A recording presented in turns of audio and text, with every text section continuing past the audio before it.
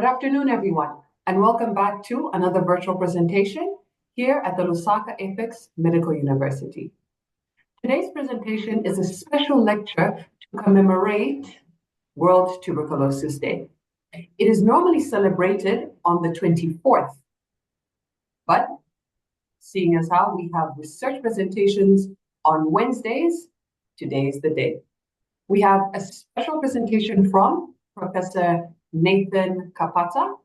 He's one of our honorary lecturers here at LAMU.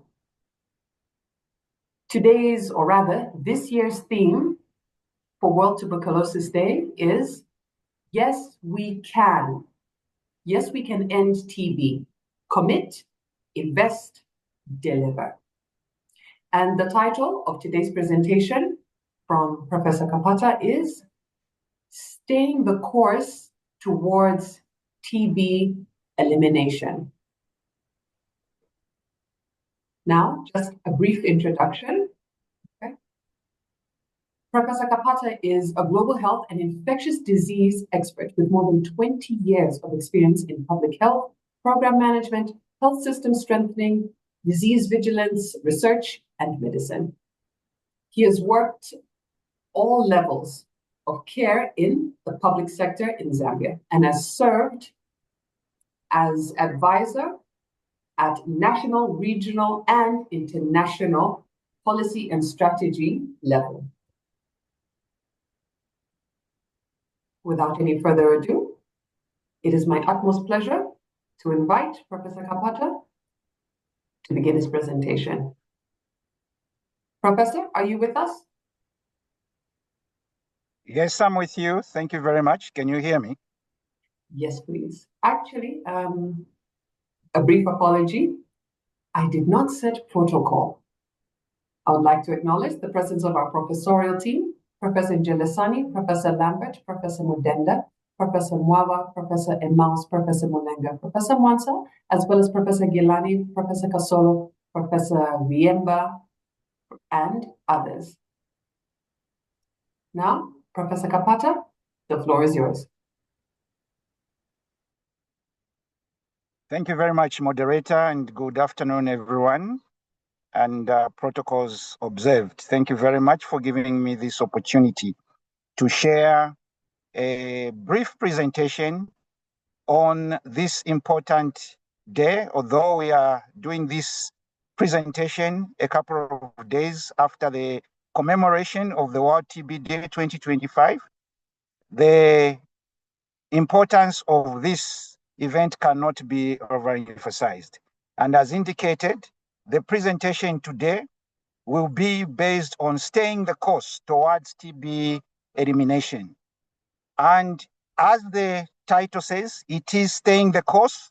And therefore, since the course starts from a point from the beginning and goes towards a projection that we have to attain, I will start by giving a brief background of where we are coming from and where it all started from. So on 24th March, as we are aware, at the Berlin Physiological Society conference, Robert Koch announced that he had identified the causative pathogen for tuberculosis in a publication that was entitled The Etiology of Tuberculosis, Die Etiologie de Tuberculose.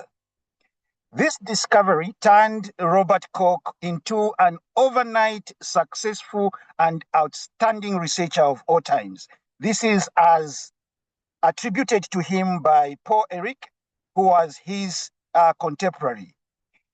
And it was also said that at that time, this was a life-changing experience, and it was the single greatest scientific experience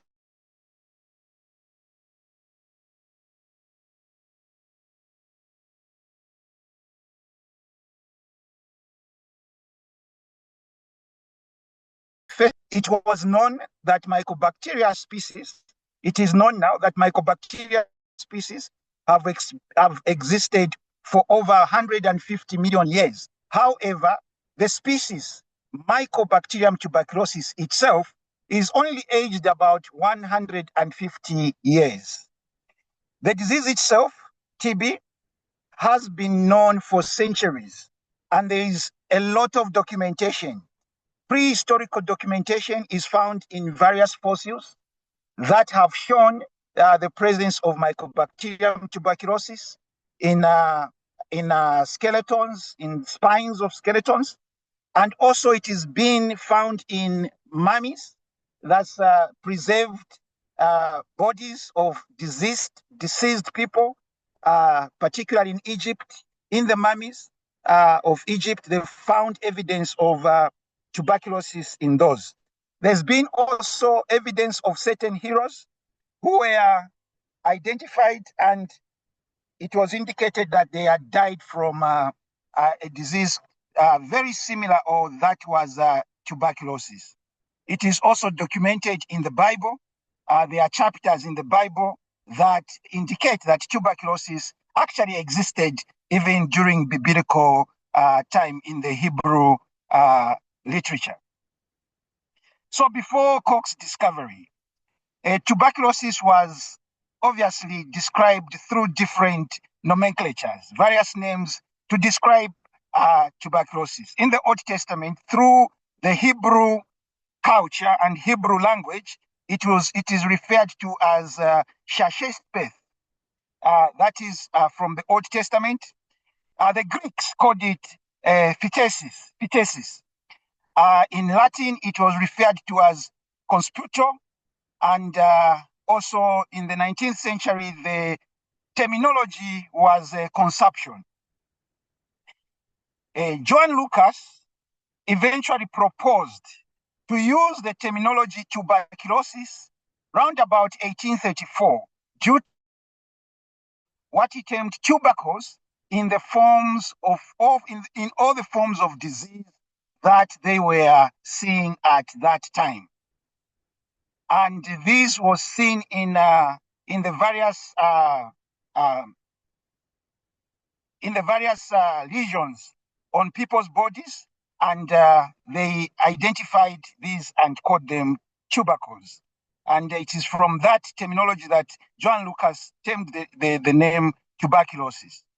Now, before Koch's discovery, of course, Hippocrates, who is considered the father of modern medicine, considered that TB was actually hereditary, that it was passed on in family lines.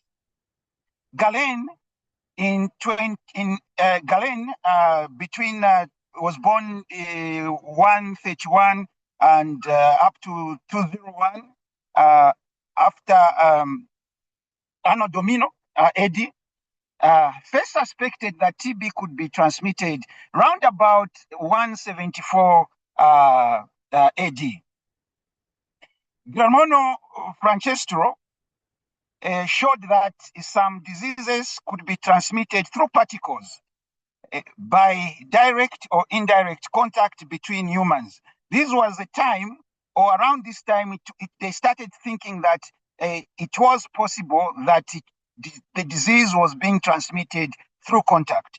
Benjamin Martin, however, hypothesized in 1720 that consumption could actually be caused by what he termed wonderfully minute living creatures.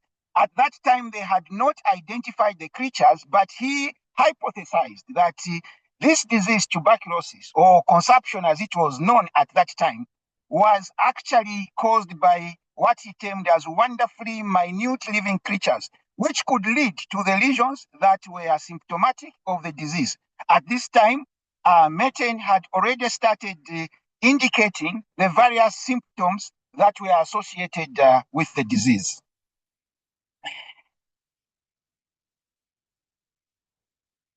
As I had indicated, I think this is a repetition of the slide. Again, the illness was also known in England and in France as the King's Evil.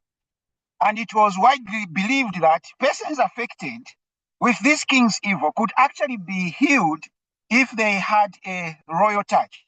This persisted for quite a long time, and people had to find a way to reach royal royals in England or in France, where they could be touched by the king or by the queen, and they thought that the touch of the queen or the king would actually heal them.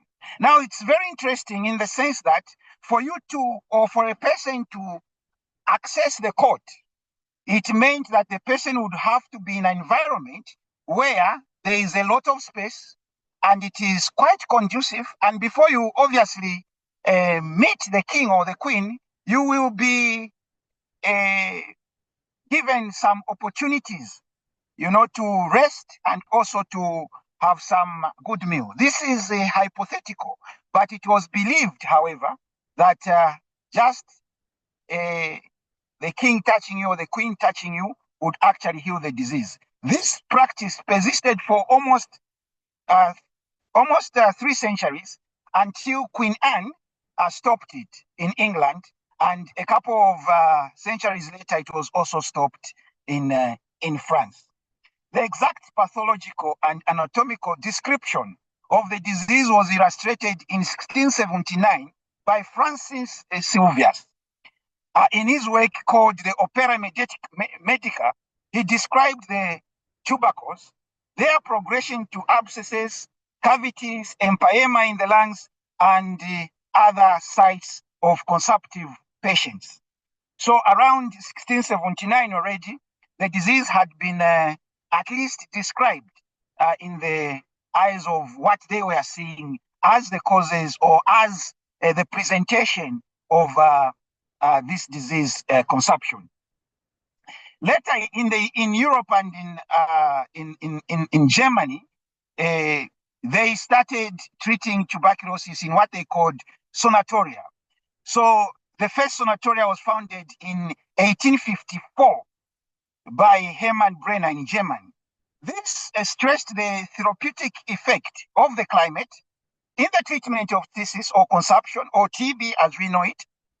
And people would be put in single rooms which had access to terraces, and they would be allowed to go and sit on the terraces and enjoy the sun as having sunbaths. So the patients stayed in institutions for very long periods of time, for sometimes up to 16 years. They would stay up from 6 months to up to 16 years in certain instances. In Boston in 1889, the American Society of Climatology recognized the use of sanatorium as the best cure for pulmonary tuberculosis. The sanatoria regime was planned to cure TB using the Galenic principles. These are principles that were founded by Galen, as indicated before, and they were applying the principles of hygiene, namely isolation, fresh air, allowing people to access fresh air, ensuring people exercised, and also emphasized on good nutrition. Now, this sanatoria became the standard treatment for tuberculosis across the world. We even have places even here in Zambia and in Africa where sanatoria were set up. And the treatment for tuberculosis they followed was isolation, fresh air, exercise, and good nutrition. This is what they prescribed around that time until the advent of antibiotics in the 1950s and beyond. So sanatoria played a leading role as an efficacious means for treating tuberculosis. The major public health problems of tuberculosis still remain today. TB has always been associated with high mortality rates over the centuries. It is estimated to be responsible for 1.4 million deaths annually. TB has always been a major health burden, due, of course, to its infectious nature. As you are aware, it is spread through the air, aerosols. It is also got a complex immunological response, and therefore treatment is complex. Vaccines are complex. Diagnosis is also complex because of its immunological response, which is very complex in nature. It also is chronic in progression. It has chronic progression and therefore requires long-term treatment because of its slow, long progression. In more recent years, there's been more drug-resistant forms and the current TB HIV epidemic associated with severe social economic implications. These have led to enormous challenges for TB control. Therefore, for us to address TB control, we really need to look into all these items, its infectious nature, its complexity in immunological response, its chronic progression aspects, and also the long-term treatment based on the current regimes that we have for treatment. Modern TB control measures have been based on the discovery of antibiotics in the 1950s, which of course has led to scientific breakthroughs in the TB management. As we had already indicated, and as it's been stated so many times, in 1982, a century after Robert Koch discovered the pathogens that cause TB, the Mycobacterium tuberculosis, 24th March was then designated as World TB Day by the global community. What does this mean for us? World TB Day does not only commemorate the fact that Robert Koch discovered the causative agents for Mycobacterium tuberculosis. Rather, it's a reminder of the commitments, it's a reminder of the dedication of men and women who came before us, who worked tirelessly to ensure that progress was being made to address the TB burden. It is also a reminder to all of us that TB is causing a major public health problem and that we should be able to work together.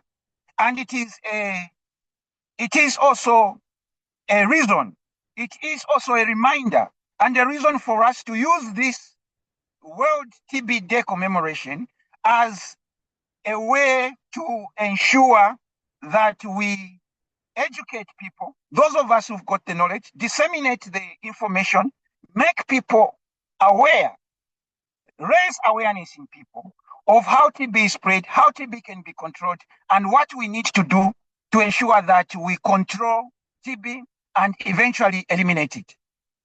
The World Health Organization, over the years, over the past decade, has tried to implement various strategies to ensure that we control TB globally.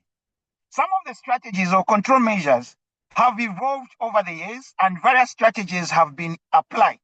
For instance, the DOT strategy that was based on the work of Karel Stiblo, who worked for the Union, and also the DOTS expansion, which was an extension of the DOT strategy, and this was promulgated through the World Health Organization and the working group for DOTS expansion under the World TB, under the Global TB Control Program under WHO.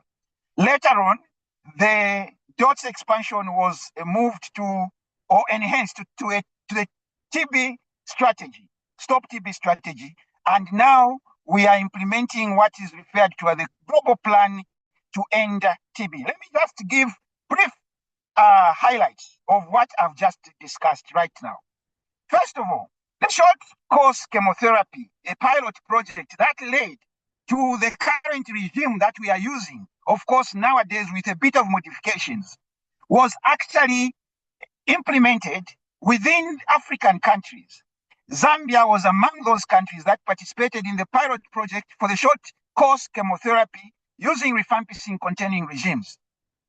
Now, there are also other countries, Tanzania, Malawi, and Mozambique, to mention but a few, in Africa that participated to this pilot project between 1986 to 1991. The study was conducted by WHO in collaboration with the International Union Against Tuberculosis and Lung Disease in the late 1980s to the early 1990s.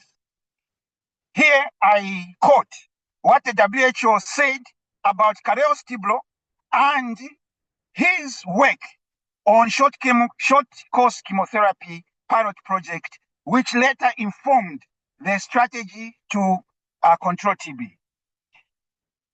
I quote, Dr. Karel Stiblo's contribution to TB was immense, and he will go down in history as the father of modern TB control and one of the heroes of public health of the 20th century.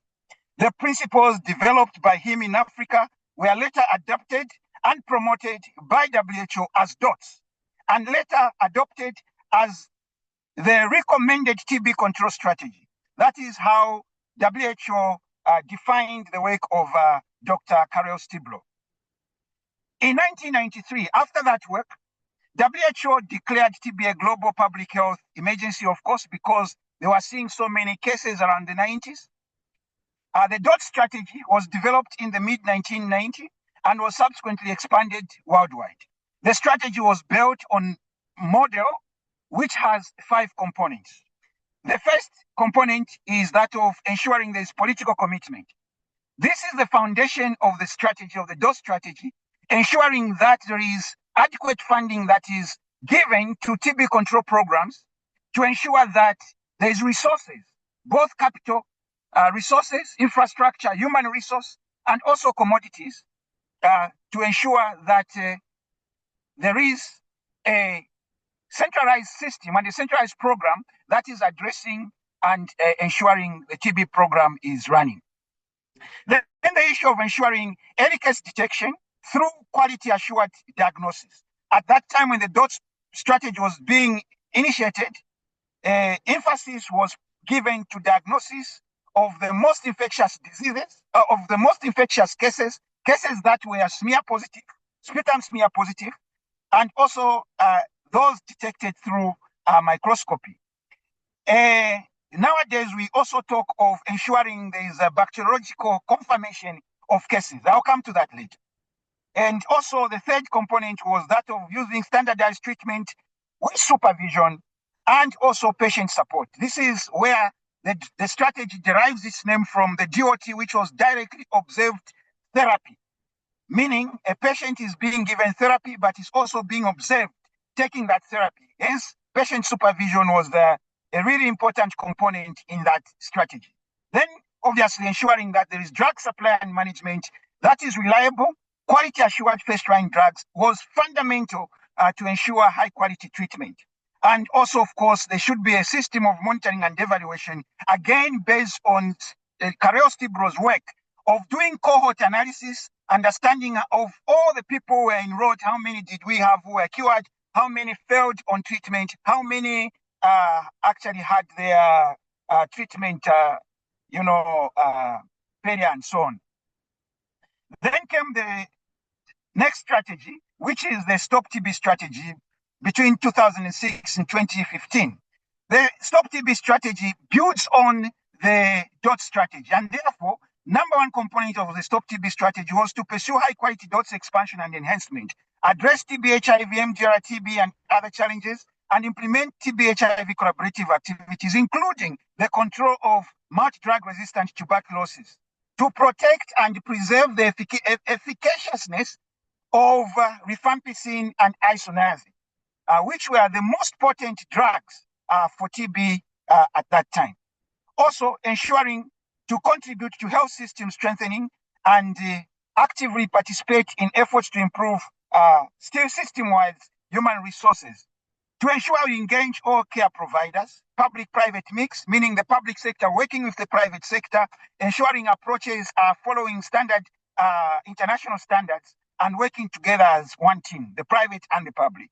Empowering people with TB and communities, including those who are actually suffering from TB, their caregivers, and also all those working in the TB arena. Making sure that we bring all stakeholders together as we address this, and then to ensure and enable research, program-based operational research, as well as research to develop new diagnostics, drugs, and vaccines as a way to address the problems that we're facing for tuberculosis. Now, post-2015 came what was referred to as the End TB strategy. Again, the End TB strategy just builds on the DOT strategy and also builds on the Stop TB strategy. And the strategy provides a unified response to ending TB. Here now we are using not stop, but ending TB, ending TB deaths, ending disease, and ending the suffering. It builds on 3 strategic pillars undermined by 4 key principles. The pillars are integrated patient-centered TB care and prevention, board policies and supportive systems, intensified research and innovation. These are the areas that the NTB strategy basically builds on. However, going forward, the global plan to end TB has been launched, and this is a plan of ending TB as a public health challenge by 2030. It provides a blueprint of priority actions required and a detailed estimate of financial resources needed to end TB. It also builds on the previous edition, which laid out priority actions for 2018-2022. This is informed by the global community, member states, which endorsed this at the 2018 United Nations high-level meeting that was held in New York on tuberculosis. So, how is the status quo currently? In 2023, as of 2023, after the COVID-19 pandemic, TB retained with a vengeance, I should call it, to being the world's leading cause of death from a single infectious agent. TB caused almost twice as many deaths as HIV/AIDS, so the report states. More than 10 million people continued to fall ill with TB every year, and the numbers have been rising since 2021. The world is yet again running out of time to deliver end TB strategy. The global response, despite decades of declarations, frameworks, and targets, remains grossly insufficient. Only 26% of the 22 billion that is required annually for TB care and prevention is available. We need to look at sustainable solutions going forward. Research funding fares worse, with merely 20% of the 5 billion annual target achieved for research in tuberculosis prevention. So, continuing with the current gaps that we have, challenges in diagnosing tuberculosis and latent tuberculosis infection remains one of the biggest challenges that we still face. Recent reviews, of course, found out that about 1/2 of people with tuberculosis are detected by prevalence surveys and bacteriologically confirmed disease, but reported no typical TB symptoms upon inquiry.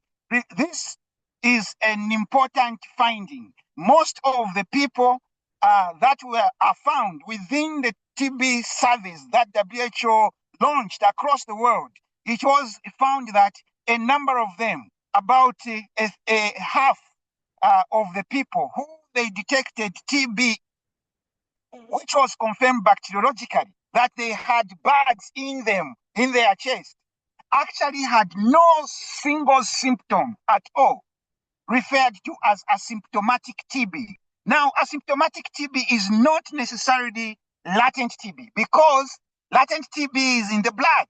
Asymptomatic TB, latent TB is actually contained. It doesn't show, even on X-ray, it doesn't show. It is actually contained in the lungs. But with the asymptomatic TB, what we are defining now as asymptomatic TB is actually TB that will show on X-ray that there are lesions. That when you take sputum and you check in the sputum, you are going to find Mycobacterium tuberculosis present in the sputum. And yet the person at that point is not showing any symptoms. This brings in also the fact of what we are referring to as subclinical tuberculosis. Again, subclinical tuberculosis, an important finding within the surveys that are happening, very close to asymptomatic TB, but patients may show just some slight symptoms, maybe some slight fever, maybe some slight cough, but not exaggerated cough, no night sweats, no loss of weight, but still on examination, once the sputums are taken, or bacteriology is done, gene expert, or using PCR technology, they're actually you're able to find Mycobacterium tuberculosis in that sputum. The other issue is the TB HIV co-infection, which we've already talked about, is a big issue and is causing high impact. Active TB symptoms, active TB that is symptomatic, will also mimic other common illnesses such as pneumonia, chronic obstructive disease, and therefore may sometimes lead to misdiagnosis. So again, huge challenge in terms of diagnosis. Limited access to advanced diagnostic tools as gene experts and TB culture, and also compounded by a challenging infrastructure for diagnosis.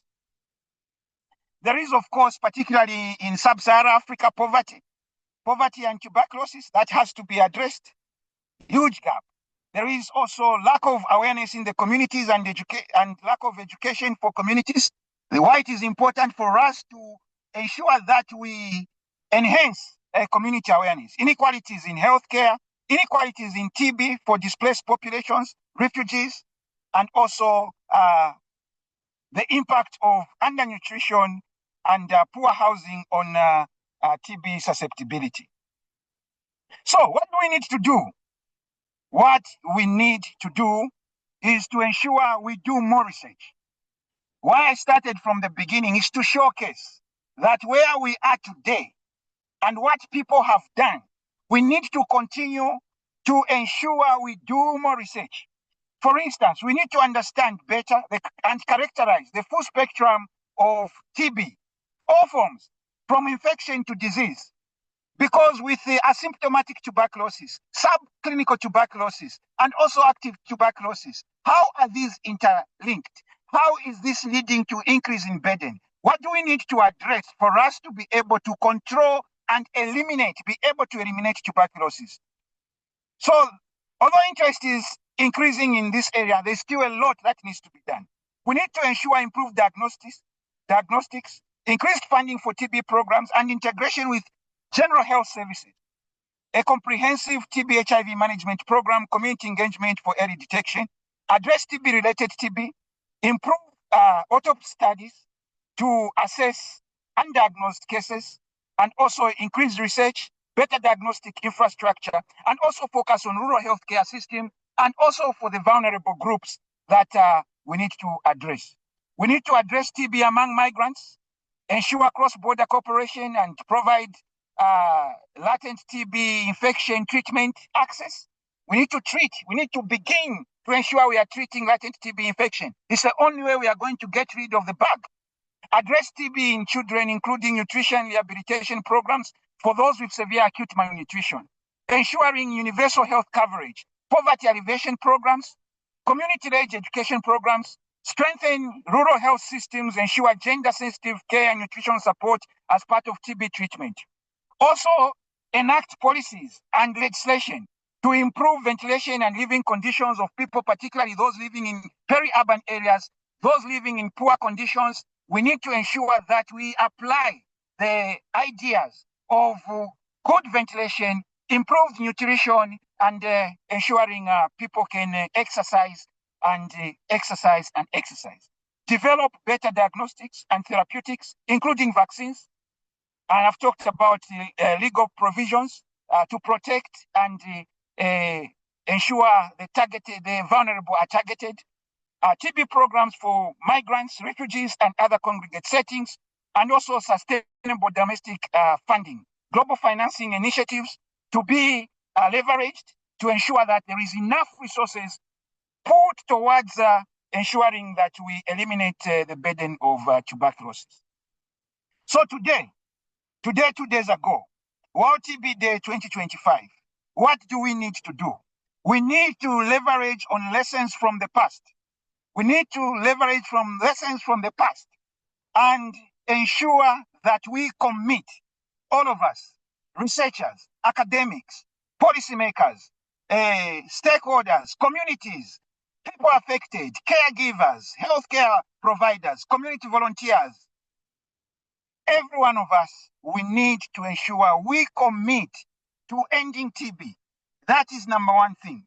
The TB problems in United States of America and in the UK and in France, they have very few cases. Of course, they are seeing a few more cases now in immigrants. Those of us who are coming from Africa and going there and coming from sub-Saharan Africa and other southern parts of the world. But themselves in those countries, they managed to control TB almost to the extent of elimination because people committed. They committed resources. They committed time. They committed infrastructure. They committed scientific knowledge into ensuring that it was able to find solutions. The way Karel Stiblo and team worked hard to come up with a DOT strategy. The way Robert Koch worked hard with fellow scientists before him, ensuring that they come up with an understanding of what was it that was causing TB.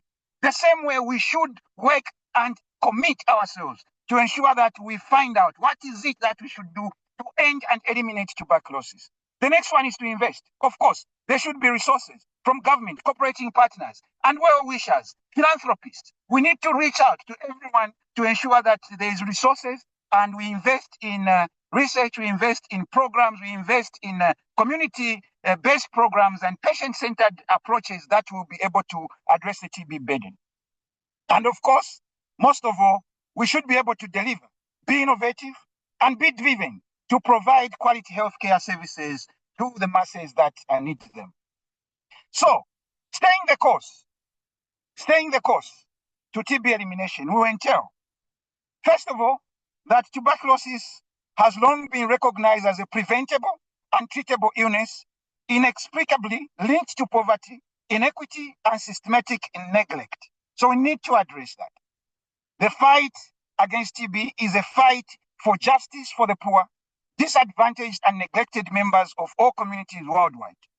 So let us ensure that this World TB Day, March 2024-2025, we focus political, civil society, community, and funders' attention to redressing this injustice, and that no one is left behind, and ensure that governments and donors also are able to provide the needed resources that are required to end TB and have it eliminated. That is my last slide. Thank you very much. Over to you, moderator.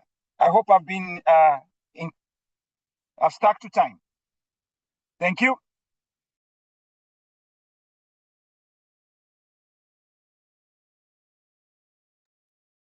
Excellent presentation. Well done, Professor Kapata.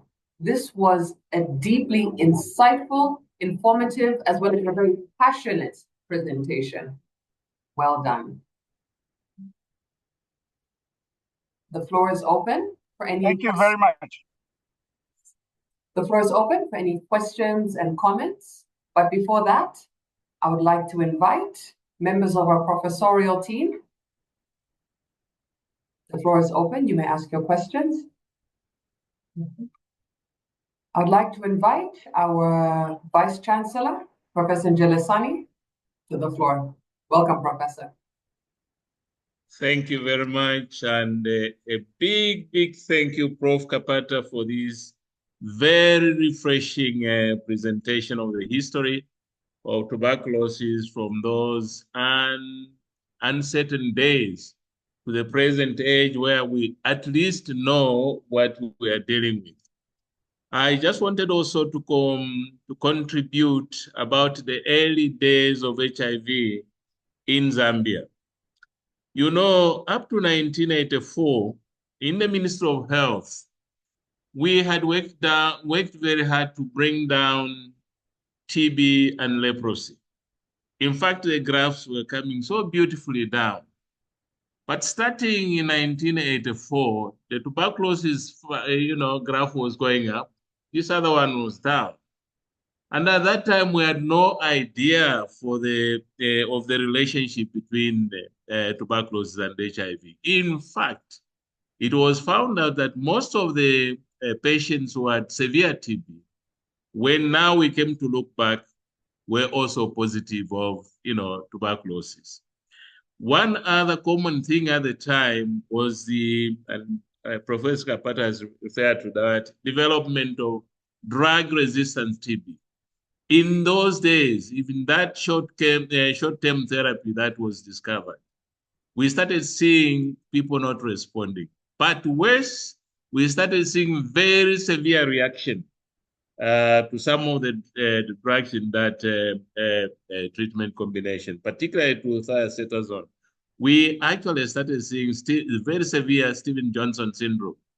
And it was puzzling at the beginning, but later on we saw that this was, connected to tuberculosis. And then, unfortunately, this was the time when almost our health system, particularly for clinical care, had really gone down. Because unfortunately, with the advent of primary health care, there was a lot of misguidance where people said, no, what you needed was to, develop health centers and all that. In the process, we did not, do enough to protect our clinical services. So you can imagine these large numbers of patients with tuberculosis and now with HIV presenting to our institutions. And those institutions were not prepared really to handle these cases. But luckily, we come a long way and we have learned a lot. One other thing I want to say is that, okay, we had HIV and AIDS, then came COVID. At least we should learn something. And that's really trying to prepare ourselves for future potential epidemics. This thing that has happened in the last few months, starting the US, of cutting aid to a number of health programs, I think we should be positive. I think this is an opportunity really to be serious about doing things for ourselves. Investing in health is not an option. And we had been campaigning to have 15% of national budget sent to health since 1991 in Abuja. But how many countries on the continent have done that? When we were getting these donors coming in, and our leaders, I'm sorry to say, they didn't heed what we were saying, that if you get donor assistance, match that with your own resources. If we had been doing that, honestly, what we are seeing now would have been something easier to deal with. But it's still a lesson. I think our leaders, particularly in the ministries of health, should really get back to the drawing board and see how we can commit ourselves financially and politically to try and see that we budget, give adequate budget to these programs of TB control. So those were my few comments, but just to say, well done, Prof. It has been very refreshing. And for our young colleagues, those things that have been given to you, go and read and try and strategy, because TB is here and it's going to be here for a long time. Yes, we are aiming for elimination, but for goodness sake, let's get on top of things. Thank you, moderator, and thank you again, Professor Kapata. Excellent. Thank you, Professor Njelasani. I see we have Professor Molenga with us. Yes. I also just want to echo what the VC has actually said. I can't say more. This is indeed what we envisage to happen. We have professorial presentations on commemorative days. And this has been wonderfully done by Professor Kapata. Professor, some of these presentations of this nature give us the opportunity to understand some of the controversies that are there in TB management. Can you comment about the value of BCG? I hope I didn't miss your presentation on that one.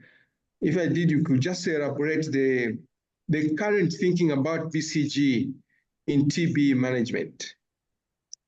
And you could also elaborate on the efforts being made in new treatments and vaccines. Thank you.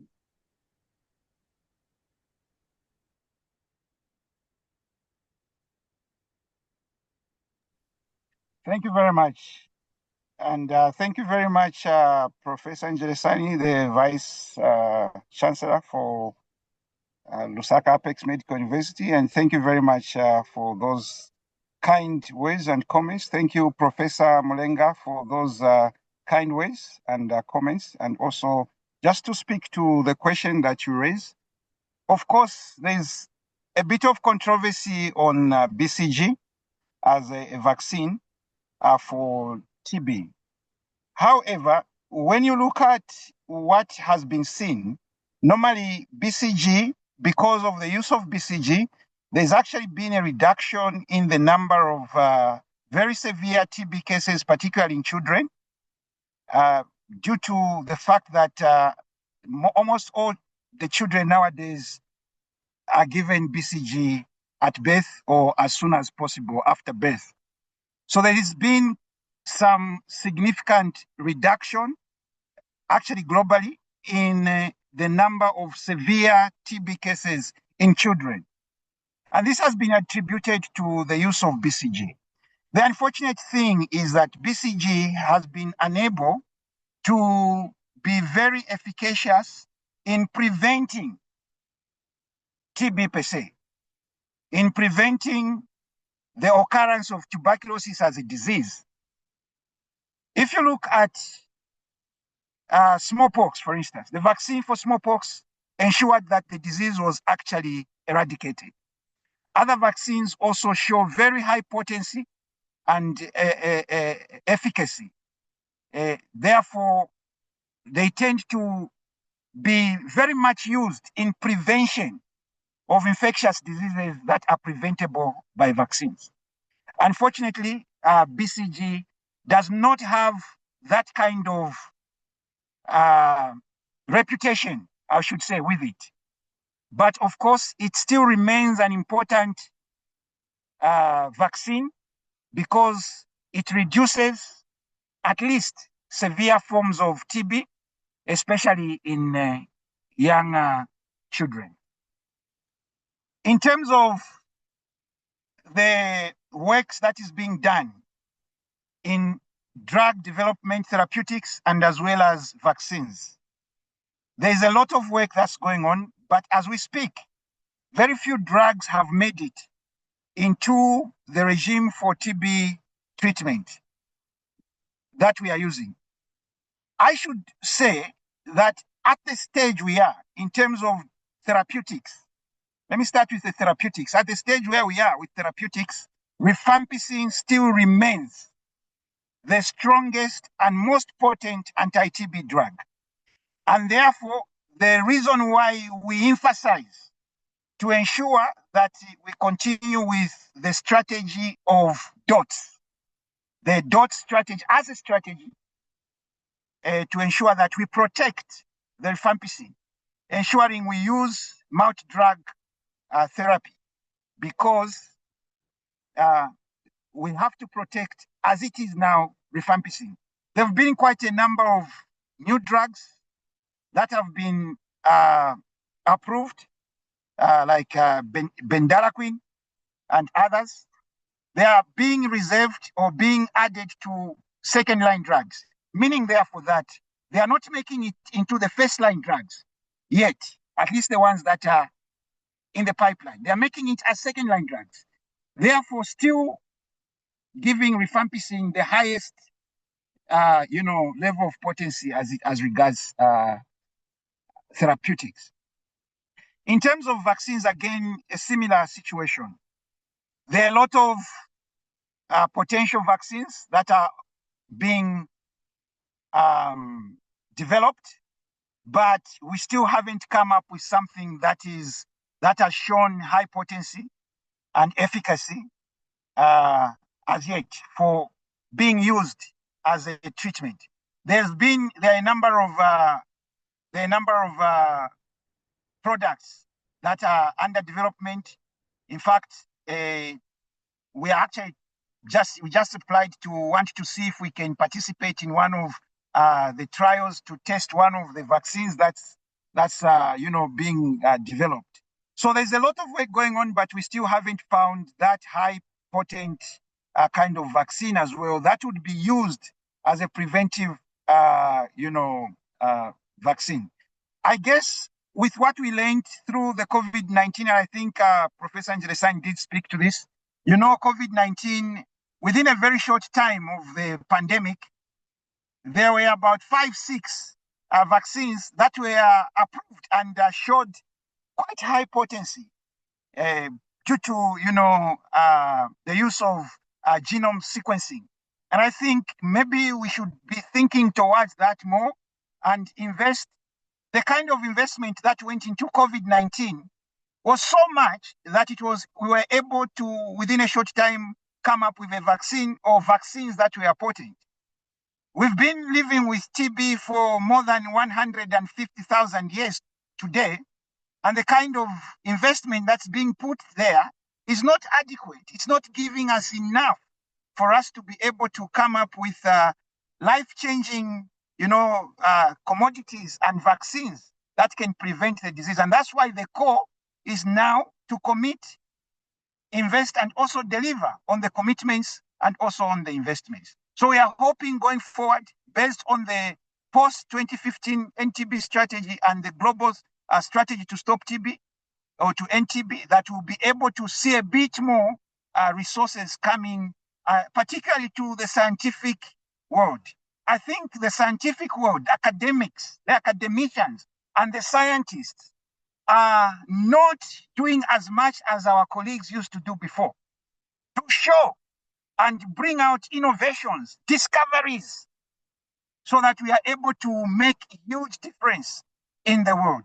I think that is the challenge that we currently have. Thank you very much, Professor Mlenga, for that comment and that question. Over. Thank you. Thank you.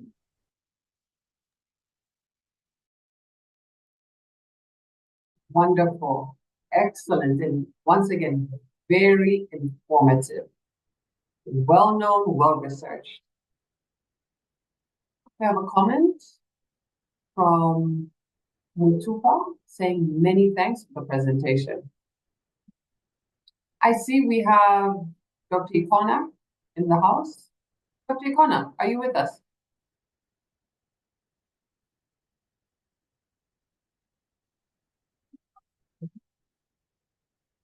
If not, please feel free to write your comments, questions, and observations in the chat.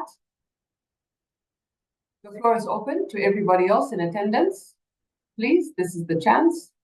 Do not hesitate. Questions, comments, observations? If as people are preparing for the questions, I can ask another one. Please. Professor Kapata, we heard during the COVID-19 pandemic that they said that probably people who had received BCG had some kind of protection from COVID. How true was that session? Thank you.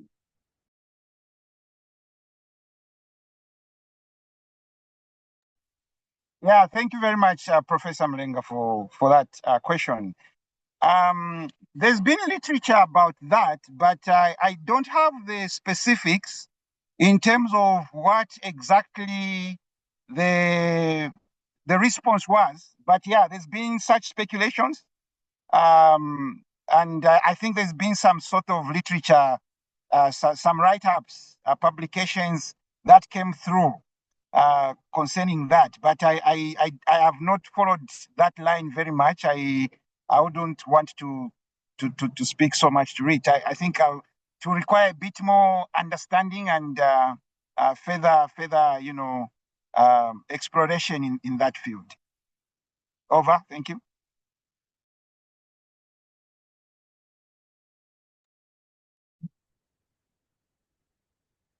Thank you.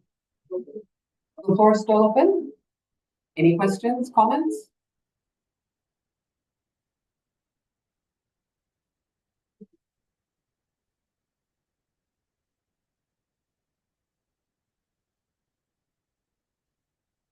For those who are just getting to know Professor Kapata through this presentation, I will also have you know that he has been instrumental in capacity building and in mentoring of health professions, or rather health professionals in public health and research. He has also authored more than 130 scientific articles on tuberculosis, HIV and AIDS, cholera, COVID-19, genomics, emerging and re-emerging disease, health systems, and others. He is also a visiting advocate professor here at Lusaka Apex Medical University. He's one of our honorary lecturers.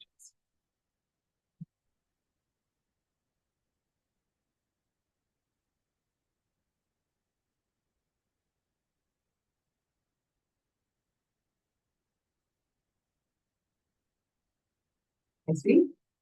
If we don't have any other questions or comments, I would now like to invite Professor Kapata to give his closing remarks. Professor, the floor is yours.